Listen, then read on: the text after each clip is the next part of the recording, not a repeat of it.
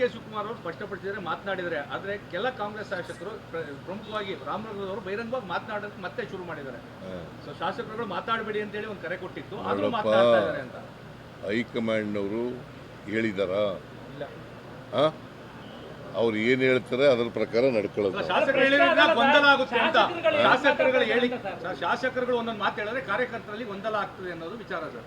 ಅದಕ್ಕೆ ಹೈಕಮಾಂಡ್ ಏನು ತೀರ್ಮಾನ ಮಾಡ್ತದೆ ಅದು ಎಲ್ಲರೂ ಕೂಡ ಭದ್ರ ಆಗಬೇಕು.